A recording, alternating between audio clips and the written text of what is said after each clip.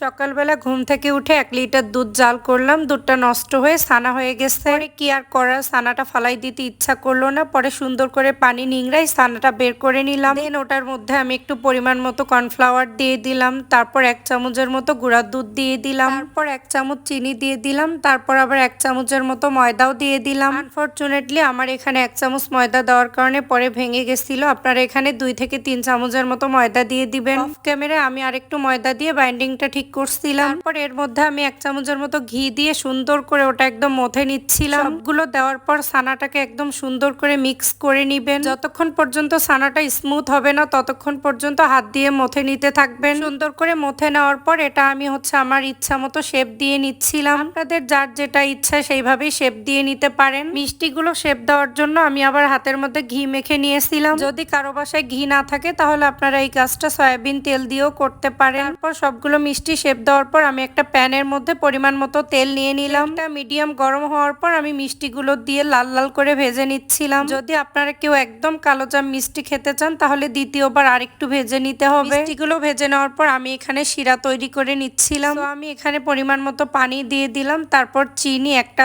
সাদা এলাচ আর একটু দারুচিনি দিয়ে দিয়েছিলাম। মিষ্টি তৈরি করার ক্ষেত্রে আপনারা একটা জিনিস মাথায় রাখবেন, শিরাটা যেন অতিরিক্ত গাঢ় না হয়। শিরা যদি অতিরিক্ত গাঢ় হয় তাহলে তো মিষ্টির ভিতরে শিরা ঢুকবে না।